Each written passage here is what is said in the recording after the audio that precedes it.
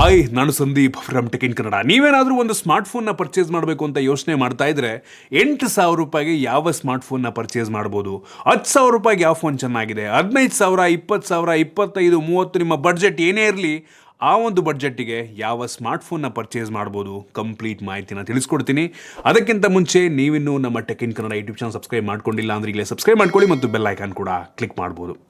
ಮೊದಲನೇದಾಗಿ, ನೀವೇನಾದರೂ ಒಂದು ಸ್ಮಾರ್ಟ್ಫೋನ್ನ ಪರ್ಚೇಸ್ ಮಾಡಬೇಕು ಅಂತ ಅಂದ್ಕೊಂಡಿದ್ದು ನಿಮ್ಮ ಬಡ್ಜೆಟ್ ಏನಾದರೂ 8,000 ರೂಪಾಯಿಗಿಂತ ಕಡಿಮೆ ಇದ್ದರೆ, ನಾನು ಚೂಸ್ ಮಾಡುವಂಥ ಟಾಪ್ 3 ಸ್ಮಾರ್ಟ್ಫೋನ್ಗಳಲ್ಲಿ ಮೊದಲನೇ ಸ್ಮಾರ್ಟ್ಫೋನು ಪೋಕೋ C75 5G. ಈ ಸ್ಮಾರ್ಟ್ಫೋನ್ ನಾವು ಕೇವಲ 7,699 ರೂಪಾಯಿಗೆ ಪರ್ಚೇಸ್ ಮಾಡ್ಬೋದು. ಇದು one of the most affordable 5G smartphone ಅಂತ ಬೇಕಾದ್ರೆ ಅನ್ಬೋದು.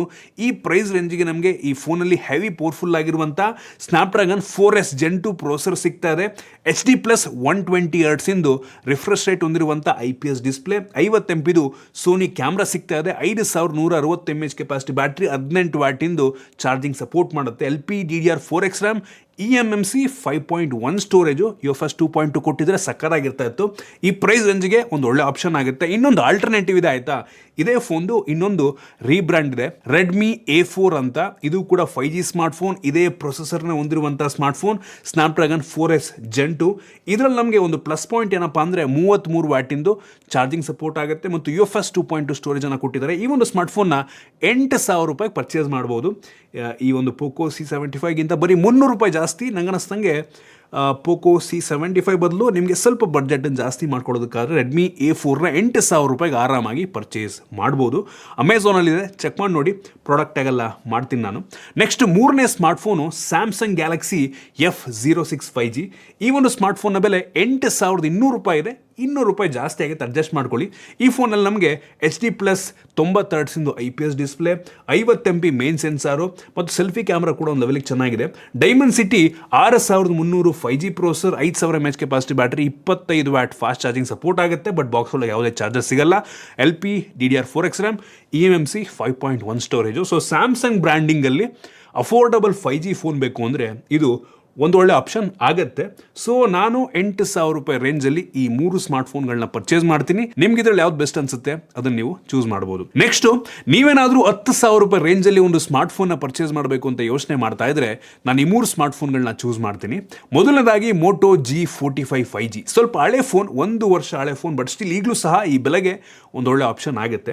ನಮಗೆ ಈ ಫೋನಲ್ಲಿ ಸ್ನ್ಯಾಪ್ಡ್ರ್ಯಾಗನ್ 6S Gen 3 ಪ್ರೊಸೆಸರ್ ಇದೆ, ಹೆವಿ ಪವರ್ಫುಲ್ ಆಗಿರುವಂಥ processor, HD+ IPS display, 120 Hz ಇಂದು ರಿಫ್ರೆಶ್ ರೇಟು, ಪಂಚೋಲ್ ಕ್ಯಾಮ್ರಾ ಕೂಡ ತುಂಬ ಚೆನ್ನಾಗಿದೆ, ಬ್ಯಾಟ್ರಿ ಕೂಡ ಪರವಾಗಿಲ್ಲ ಅಂತೀನಿ. ತುಂಬ ಡಿಸೈನಲ್ಲಿ ನನಗೆ ಇಂಪ್ರೆಸ್ ಮಾಡಿದಂಥ ಫೋನು. ಸದ್ಯಕ್ಕೆ ಫೋನು 10,500 ರೇಂಜಲ್ಲಿದೆ. ಬ್ಯಾಂಕ್ ಆಫರಲ್ಲಿ ಇನ್ಕ್ಲೂಡ್ ಮಾಡ್ಕೊಂಡು 10,000 ರೂಪಾಯಿಗೆ ಪರ್ಚೇಸ್ ಮಾಡ್ಬೋದು. ಇದೊಂದು ಆಪ್ಷನ್ ಆದರೆ, ನೆಕ್ಸ್ಟ್ ನಮ್ಮ ದೇಶದ ಬ್ರ್ಯಾಂಡ್ ಲಾವಾದವರು ಲಾಂಚ್ ಮಾಡಿದಂಥ ಲಾವಾ ಬ್ಲೇಸ್ ಡ್ರ್ಯಾಗನ್ 5G ಅಂತ. ಎಫೆಕ್ಟಿವ್ ಆಗಿ ಈ ಸ್ಮಾರ್ಟ್ಫೋನ್ನ 9,000 ರೂಪಾಯಿಗೆ ಪರ್ಚೇಸ್ ಮಾಡ್ಬೋದು. ಈ ಪ್ರೈಸ್ ರೇಂಜಿಗೆ HD+ 120 Hz ಇಂದು ರಿಫ್ರೆಶ್ ರೇಟ್ ಇರುವಂಥ IPS display, tear drop notch ನಮಗೆ ಸಿಗುತ್ತೆ.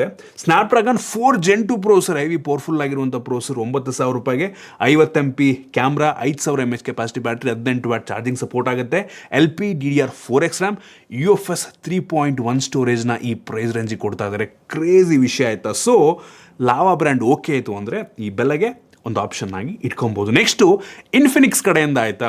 ಇನ್ಫಿನಿಕ್ಸ್ Note 50X ಅಂತ ಮೊನ್ನೆ ಲಾಂಚ್ ಆದಂಥ ಫೋನು. ಡೈಮೆನ್ಸಿಟಿ 7,300 ಪ್ರೊಸೆಸರ್ ನಮಗೆ ಸಿಗ್ತದೆ, ಒಂದು ಲೆವೆಲ್ಗೆ ಪವರ್ಫುಲ್ ಆಗಿರುವಂಥ processor, military grade certification, 45 watt charging, 5,500 mAh capacity battery, HD+ 120 Hz ಇಂದು ರಿಫ್ರೆಶ್ ರೇಟ್ ಎಲ್ಲ ಸಿಗ್ತಾ ಇದೆ.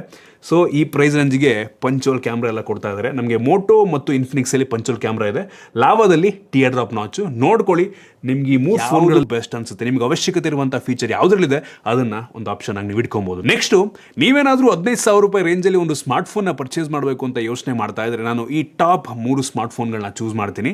ಮೊದಲನೇ ಸ್ಮಾರ್ಟ್ಫೋನ್, ನಾನು ಪರ್ಸ್ನಲಿ ಇದೇ ಬೆಲೆಗೆ ಒಂದು ಫೋನ್ ತಗೋಬೇಕು ಅಂತ ಅನ್ಕೊಂಡ್ರೆ ನಾನು ಚೂಸ್ ಮಾಡುವಂಥದ್ದು ರಿಯಲ್ಮಿ P3 5G.